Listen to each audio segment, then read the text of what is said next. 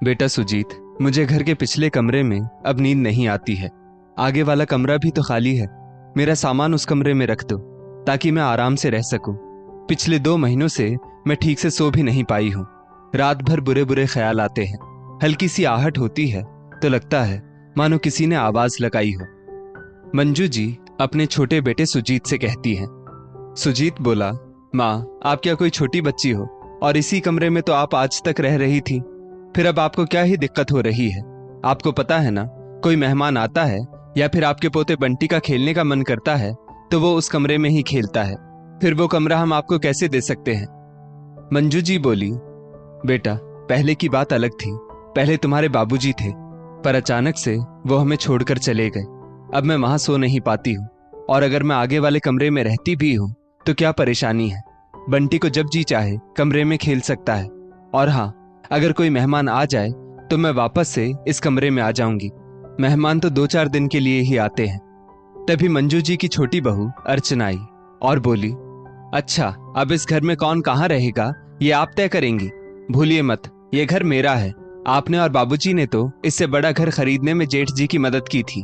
फिर क्यों नहीं गई आप उनके साथ रहने के लिए? बाबूजी की रिटायरमेंट के बाद हम आपको यहाँ ले आए थे कि आपकी सेवा करेंगे तो आप हमारे लिए ज्यादा सोचेंगे। पर नहीं, आपने हमसे ज्यादा जेठ जी की मदद की, और वो भी देखो कैसे है। क्रियाकर्म में आए, मिले जुले। ये नहीं हुआ कि अपनी माँ को यहाँ से ले जाए, छोड़ गए यहाँ हमारे सिर पर। मंजू जी बोली, बहू, मानव और नेहा बहू मुझे बार बार अपने साथ चलने के लिए कह रहे थे, पर मैं ही उनके साथ नहीं गई कि अगर मैं अभी यहाँ से चली जाऊंगी तो लोग क्या कहेंगे कि छोटे बेटे के पास इतने दिन तक रही और पति की मृत्यु होते ही सुख सुविधा के लिए अपने बड़े बेटे के पास चली गई। लोग तुम्हारे बारे में ही बातें बनाते। मैं तो तुम लोगों का सोचकर यहाँ रुक गई, और तुम लोग मुझ पर ही उंगली उठा रहे हो। और बहू, तुम्हारे ससुर जी ने रिटायरमेंट के पैसों को दोनों बेटों में बराबर बराबर ही बांटा था। अगर यकीन ना हो तो सुजीत से पूछ लो। वो तो नेहा बहू पैसों को बड़ी हिफाजत से खर्च करती है, तो उनके पास पैसे थे। तुम लोगों ने शहर में घर लिया, उन्होंने शहर से हटकर मकान बनवा लिया। अर्चना बोली, जब सोचना चाहिए था हमारे लिए तब तो आपने सोचा नहीं। अब सोचने से भी क्या होगा? बेहतर होगा गांव की जमीन और घर बेचकर आप हमारा हिस्सा दे दीजिए, क्योंकि अब मुझे आपसे कोई भी उम्मीद नहीं है। और सुनिए, अगर अपने बड़े बेटे बहू से बात हो तो उन्हें कहिएगा, वे आपको यहाँ से ले जाएंगे और रखेंगे अपने साथ। फिर तो आपको डर नहीं लगेगा। चलो जी, आप नाश्ता कर लो और जाओ दफ्तर। इनका तो रोज का ये ड्रामा है। बेचारी मंजू जी, अभी 2 महीने पहले ही उनके पति विशंभर नाथ जी की अकस्मात मृत्यु हो गई थी। बड़ा बेटा मानव प्राइवेट नौकरी में था और बहू घर पर बच्चों को ट्यूशन पढ़ाकर पति की मदद करती। उन लोगों ने कुछ पैसे जोड़कर रखे थे, फिर पिता से रिटायरमेंट के बाद मिली मदद से घर बनवाया। मानव और उसकी पत्नी ने शुरू से पैसों को सहेजा, पर सुजीत शुरू से ही मौत से जीता था। जब उसे पैसे कम पड़े तो उसका दोषी भी वो अपने माता पिता को ठहराने लगा। समय बीता। मंजू जी सोचती थी कि कैसे अपने बड़े बेटे बहू को अपने मन की बात कहें, वो भी क्या सोचेंगे। तभी मानव का फोन आया। माँ, कैसी हो? वहां जाकर आप हमें बिल्कुल भूल गई। अब तो बहुत दिन हो गए, कुछ रोज तो हमारे पास आकर रह लो। जानता हूँ बाबूजी के साथ आखिरी वक्त आप वहीं थी, तो वहां बहुत सारी यादें होंगी, पर माँ, हमें भी तो मौका दो कि हम आपके साथ कुछ वक्त बिता सकें। मंजू जी का दिल भर आया। वो मन ही मन सोचने लगी कि बेटे ने मेरे मन की बात कह दी। वे बोली, बेटा मानव, मैं तुम दोनों भाइयों को बराबर स्नेह करती हूँ, पर अब समय नहीं कट रहा। रात में ना जाने क्यों लगता है जैसे कोई आवाज लगा रहा हो। मंजू जी की आवाज में बहुत दर्द था। फोन स्पीकर पर था तो नेहा ने ये बात सुन ली। नेहा फोन लेकर बोली, मम्मी जी, लगता है आप बहुत थक गई हैं और आपकी तबीयत भी ठीक नहीं। क्या बात है? क्या आपको रात में नींद नहीं आती है क्या? नेहा की आवाज सुनते ही मंजू जी फूट फूट कर रोने लगी, मानो किसी ने बड़े स्नेह से पूछा हो। मानव बोला, माँ, आप घबराइए नहीं, मैं सुजीत से बात करता हूँ और आता हूँ जल्दी ही आपको लेने के लिए। फिर नेहा ने मंजू जी की हिम्मत बढ़ाई। तब जाकर मंजू जी कुछ शांत हुई। अगले दिन रविवार था। मानव ने सुजीत को फोन किया। सुजीत, क्या बात है? माँ की तबीयत ठीक नहीं है क्या? कल उनसे बात हुई तो उनकी आवाज में दर्द महसूस हो रहा था। सुजीत बोला, भैया, इतना करने के बाद भी अगर आपको ऐसा लगता है तो आप कुछ रोज के लिए माँ को क्यों नहीं ले जाते हैं? सुजीत की बातों में विरोधाभास था। मानव ने कुछ कहना ठीक नहीं समझा, बस इतना ही बोला, मैं दोपहर तक आ जाऊंगा माँ को लेने के लिए, और फोन रख दिया। इधर मानव ने फोन रखा, उधर सुजीत ने मंजू जी पर शब्दों के प्रहार करने शुरू कर दिए। आपसे कुछ नहीं होता तो अब आप मेरी शिकायत करने लगी है। आ रहा है बेटा, चले जाइएगा उसके साथ और जितना जी चाहे शिकायत कीजिए। अब मुझे किसी का डर नहीं है। अब बाबूजी नहीं है जो मेरी क्लास लगाते रहेंगे, समझिए आप। इतना कहकर गुस्से में सुजीत वहां से चला गया और मंजू जी की आंखें भर आई। 4-5 घंटे की दूरी तय करके मानव भाई के घर पहुंचा। मंजू जी ने बेटे को देखा तो उनकी जान में जान आ गई और उनकी आंखों से झरझर आंसू बहने लगे। सुजीत बोला, माँ अब तो जा रही हो, फिर ये रोना धोना क्यों कर रही हो? आप तो ऐसे कर रही हैं जैसे हम आपकी देखभाल ही नहीं करते। मानव ने प्यार से सुजीत से पूछा, आखिर तुम इतना नाराज क्यों हो? और ये माँ से बात करने का क्या तरीका है? तुम भूल रहे हो कि वो हमारी माँ है। अब तो तुम्हारे पास सब कुछ है, फिर भी तुम हमेशा की तरह दुखी हो। तभी अर्चना चाय लेकर आई और बोली, भैया अब जिसको कमी होगी वही तो तकलीफ में होगा। माँ जी कहती है कि बाबूजी ने रिटायरमेंट का सारा पैसा बराबर बराबर बांटा। अगर ऐसा है तो आपने तो सब कुछ बना लिया, पर हमारे पास तो कुछ नहीं है। मानव बोला, अर्चना बूंद बूंद से घड़ा भरता है। हम किस स्थिति में पहले रहते थे ये क्या तुम्हें मालूम नहीं? सुजीत बोला, छोड़िए उन बातों को, ये गांव की जमीन और घर का क्या करना है, बेचकर उसको भी आधा आधा कर लेते हैं। मानव बोला, अभी मैं माँ को लेने आया हूं, इस विषय पर फिर कभी बात करेंगे। वैसे भी इसका फैसला माँ करेंगी, मैं नहीं। अगर गांव से अभी सब कुछ हटा दिया तो गांव वाले क्या सोचेंगे? तभी मंजू जी वहां आई और बोली, बेटा मैंने अपना सामान बांध लिया। अर्चना बोली, वाह माँ जी, आपको तो जाने की बड़ी जल्दी है, जैसे हम आपको यहाँ खाने पीने को भी नहीं देते हैं। मंजू जी बोली, नहीं वो बात नहीं है बहू, जाते जाते अंधेरा हो जाएगा, फिर मानव को गाड़ी चलाने में भी दिक्कत होगी। मानव बोला, देख रहे हो सुजीत, आज भी माँ हमारे लिए ही सोचती है। चलो माँ चलते हैं। वहां से आने के बाद मंजू जी को कम से कम बेटे बहू के कटु शब्दों का सामना नहीं करना पड़ता था, पर सुजीत बार बार फोन करके गांव की संपत्ति बेचने की बात करता था। एक रोज मंजू जी ने उसे गुस्से में कह दिया, जो बांटना था तुम्हारे बाबूजी बांट चुके हैं, अब जो भी गांव की संपत्ति है वो मैं पोते पोतियों में बांटूंगी, वरना वो भी क्या कहेंगे कि दादी हमें कुछ नहीं देकर गई। सुजीत और अर्चना मंजू जी से इतना नाराज हुए कि उन्होंने उनसे मिलना तो दूर फोन पर बात करना तक छोड़ दिया। जब एक बार मानव ने बहुत विनती करके उन्हें बुलाया तो घर पर आकर उन लोगों ने बहुत हंगामा किया। मंजू जी के सब्र का बांध उस दिन टूट पड़ा और उन्होंने साफ साफ शब्दों में कहा, गांव की संपत्ति अब मैं अपने बुढ़ापे के लिए रखना चाहती हूँ, जो बेटा मेरी सेवा करेगा मैं उसी को दूंगी। अर्चना बोली, तो चलिए हमारे साथ। मंजू जी हंसकर बोली, नहीं बहू, मैं तुम्हारे पास रहकर आई हूँ। तुम लोग तो मेरे कमरे में एक बार झांकने तक नहीं आते थे कि मैं कैसे रह रही हूँ, और कभी गलती से अगर तुम लोगों के हिस्से में आ जाती थी तो बहू मुझे कितना सुनाती थी। अरे बहू ने तो एक बार अपनी एक सहेली को ये तक कह दिया कि हमारे गांव की कोई गरीब महिला है, मुझे यहीं रहने दो, अब जितने दिन बचे हैं मैं चैन से यहीं जीना चाहती हूँ। अब अगर तुम्हें लगता है कि माँ के पास कुछ नहीं है तो वही सही। सुजीत अर्चना ने बहुत कुछ सुनाया। मानव ने कहा, मैं इसमें क्या कर सकता हूँ? तो अर्चना बोली, सब आप लोगों का किया धरा है, आप लोग यहाँ लाकर इन्हें सिखा पढ़ाकर सब कुछ अपने नाम करवाना चाहते हैं, हम भी आपको देख लेंगे।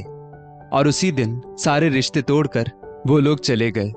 वक्त बीता, शारीरिक सुख तो मंजू जी को मिल रहा था, पर बेटों के मतभेद ने उन्हें बहुत दुख दिया। एक दिन सुबह सुबह वो चुपचाप बैठी थी। नेहा आकर बोली, मम्मी जी आप यहाँ ऐसे क्यों बैठी हैं? चाय बना कर लाऊं आपके लिए? मंजू जी बोली, नहीं कुछ नहीं बहू, बस यूं ही नींद नहीं आ रही है। नेहा बोली, मम्मी जी तबीयत तो ठीक है ना आपकी?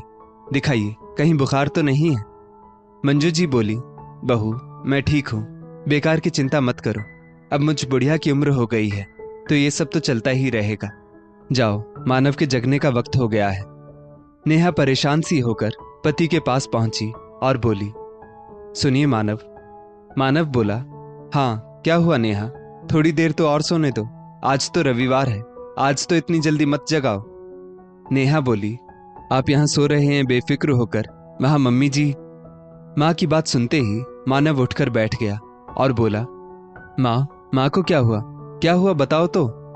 नेहा बोली, मानव, मैं पिछले कुछ दिनों से देख रही हूँ, वो ना तो ठीक से खाती है और ना ही ठीक से सो पाती है। अभी भी वो बालकनी में बैठी है, गुमसुम सी। मुझे उनकी चिंता हो रही है।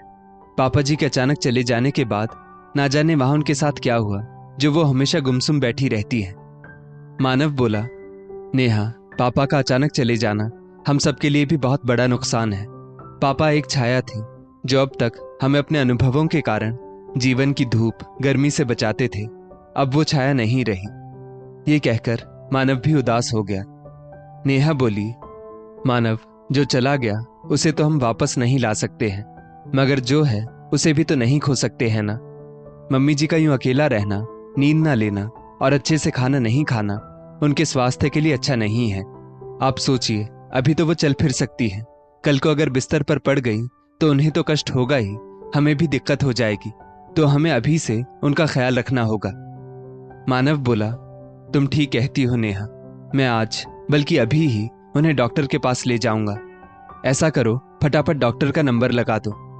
नेहा मुस्कुराकर बोली, मानव, उनका इलाज डॉक्टर के पास कम बल्कि हमारे पास ज्यादा है।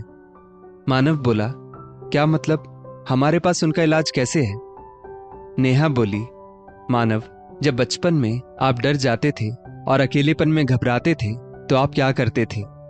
मानव हंसकर बोला, अरे मत पूछो, गलती से अगर हवा चलती थी और खिड़की आवाज करती थी तो मैं डर कर माँ के पास भाग जाता था, और माँ जैसे ही मेरे सिर पर हाथ रखती थी सारा डर भाग जाता था। पर ये सब, अच्छा, अब समझा। नेहा बोली, हाँ, अब से माँ के साथ आप उनके कमरे में रहिए, उनके साथ ज्यादा से ज्यादा वक्त बिताइए। दिन में तो मैं उनके आसपास रहती ही हूँ और गुड़िया भी उनसे काफी बातें करती है, तो ऑफिस से आने के बाद थोड़ा वक्त आप भी उनके साथ बिताइए। मैं तो कहती हूँ छुट्टी के दिन आप उनके साथ सोया कीजिए। अपने बचपन की बातों, नादानियां से उनके साथ बिताई घटनाओं का उनको स्मरण करवाइए। देखिएगा, उन्हें बहुत अच्छा महसूस होगा। मानव ने नेहा का हाथ अपने हाथों में लिया और बोला, नेहा, तुम कितनी अच्छी हो, सब बातों को कितनी अच्छी तरह से समझती हो। आज रविवार है, आज रात मैं माँ के पास ही सोऊंगा। नेहा बोली, यही अच्छा होगा। फिर पूरा दिन मानव और नेहा ने किसी न किसी बहाने मंजू जी को व्यस्त करके रखा। रात में खाना खाकर जब सब अपने अपने कमरे में सोने चले गए तो मानव पानी की बोतल लेकर मंजू जी के कमरे में आ गया। कौन कौन है? मानव ने छोटी सी बत्ती जलाते हुए कहा। माँ, मैं हूं मानव। मानव, तुम यहाँ क्या कर रहे हो? बेटा, काफी रात हो गई है, तुम सोए नहीं? कुछ काम था क्या? इतना कहते हुए मंजू जी जैसे ही उठने लगी, मानव ने धीरे से माँ को वापस लेटाते हुए कहा, अरे माँ, आज मैं आपके पास सोऊंगा, यहीं। मंजू जी बोली, तू यहाँ सोएगा? मगर क्यों? और बहू और गुड़िया? बेटा, तुम्हें उनके पास होना चाहिए। मानव मंजू जी का हाथ अपने हाथों में लेकर बोला, नहीं माँ, कहा ना, मैं आपके पास सोऊंगा। मंजू जी हंसकर बोली, तुम बहुत जिद्दी हो, लगता है तुम नेहा बहू के साथ झगड़ कर आए हो। देखो मानव, बहू बहुत अच्छी है, उसके साथ झगड़ा मत किया करो। अब जाओ अपने कमरे में सोने के लिए और जाकर उसे मना लो, वो मान जाएगी। मानव बोला, जानता हूं आपकी बहू बहुत अच्छी है, पर ऐसा कुछ नहीं है कि मैंने उसके साथ झगड़ा किया है। माँ, याद है आपको, बचपन में जब मैं डर जाता था या कभी भूत वाली पिक्चर देखकर आता था तो आपके पास आकर सो जाता था। मंजू जी हंसकर बोली, हाँ याद है, पर मेरे बुद्धू बेटे, तुम ये क्यों भूल रहे हो?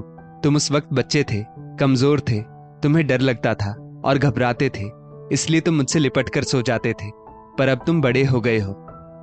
मानव माँ के हाथों को अपने गालों के नीचे रखकर बोला, माँ, जैसे हम बच्चे बचपन में कमजोर, घबरा कर, डर कर अपने बड़ों, माँ या पापा के साथ में बेखौफ होकर सो जाते थे, वैसे ही बड़े बुजुर्ग भी तो अकेले में कभी घबराहट महसूस कर ही सकते हैं। तो क्या वो अपने बच्चों का सहारा नहीं ले सकते? माँ, मुझे पता है आप पापा के अचानक चले जाने से अकेलापन महसूस करने लगी थी, इसीलिए आपको वहां भी नींद नहीं आती थी, और अभी सुजीत के व्यवहार के कारण आपका मन दुखी है। पर माँ, ये सब तो जीवन में चलता रहता है। आप ही तो कहती थी कि जीवन की कठिनाइयों का डटकर सामना करने से वो भूत की तरह भाग जाती है। मानव की बात पर मंजू जी हंसने लगी।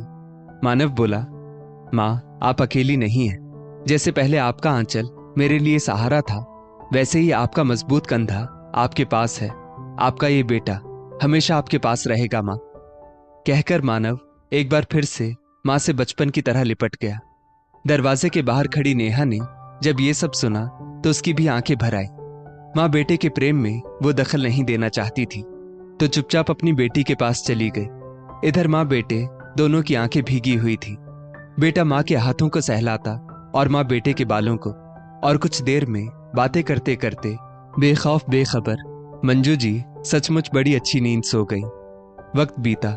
मानव ने गांव की संपत्ति को लेने से इनकार किया और अपनी माँ को समझाया, तो मंजू जी ने गांव की संपत्ति से कुछ हिस्सा बुद्ध लोगों को दान किया और बाकी के पैसे अपने पोते और पोती में बराबर बांट दिए। पर वो दोबारा सुजीत के घर पर नहीं गई। सुजीत को अपनी गलती का एहसास हुआ और उसने अपनी माँ और अपने बड़े भाई से माफी मांगी। पर्व त्योहार पर माँ से मिलने आता। मंजू जी इतने में ही बहुत खुश थी।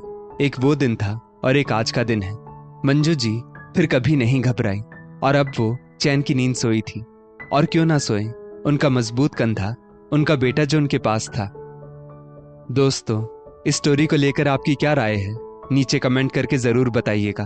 और ऐसी ही और भी बेहतरीन वीडियोस के लिए हमारा पेज जरूर फॉलो करें।